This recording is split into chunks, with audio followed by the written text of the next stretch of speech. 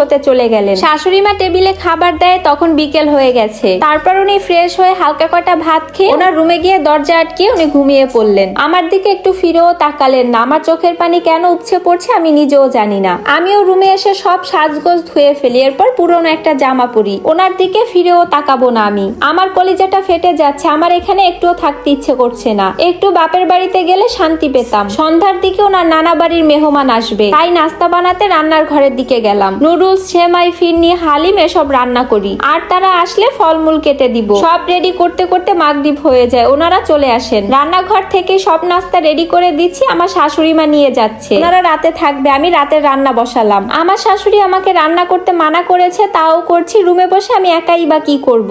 উনি ঘুম থেকে উঠলেন রাত 9টার সময়। উনি হালকা করে চা খেলেন এবং সবার সাথে কুশল বিনিময় করলেন। আমি ওনার সামনেও পড়লাম না। রাত 11টার দিকে সবাইকে খাবার দিলাম। আমি জাস্ট রান্নাঘর থেকে সবাইকে বেড়ে বেড়ে দিচ্ছি, আর আমার মামি শাশুড়ি আর খালা শাশুড়িরা এসে সব খাবার নিয়ে যাচ্ছে। আমার আর রাতে ভাত খেতে ইচ্ছেও করলো না, তারপরও সবার সামনে বললাম খেয়েছি। রান্নাঘরের কাজকর্ম সেরে আমি আমার রুমে ঢুকলাম, আর ওনারা সবাই ওনার রুমে। উনি ওনার ব্যাগ খুলতে লাগলো, সবার জন্য কি এনেছে না এনেছে। আমাকে কেউ একটু ডাকলো না, অবশ্য আমাকে কেউ ডাকলে আমি যেতামও না। বোনকে বুঝ দিলাম উনি তোমার কেউ না, কিসের আশা করছো ওনার থেকে, যে আজ 2 বছরে একটা কথাও বলেনি তোমার সাথে, কোনো বউয়ের অধিকারও দেয়নি, শুধুমাত্র দয়া করে রেখেছে। গতকাল রাতে ওনার আসার কথা শুনে সারা রাত ঘুম হয়নি। এসব ভাবতে ভাবতে বিছানায় গা এলিয়ে দিতে আমার কাঁদতে কাঁদতে ঘুম চলে আসে। সকালে উঠে ঘর ঝাড়ু দিয়ে রাতের বাসি থালা বাসন ধুয়ে ফেলি। এরপর সবার জন্য নাস্তা রেডি করি। সবাই একে একে ঘুম থেকে উঠে সবাই নাস্তা করে সবাই মিলে গল্প করছে। আমি দুপুরে রান্নার প্রস্তুতি নেই। সকালে আমি আমার শাশুড়ি মাকে বললাম, মা উনি এসেছে, এখন সবাই আসবে ওনার সাথে দেখা করতে।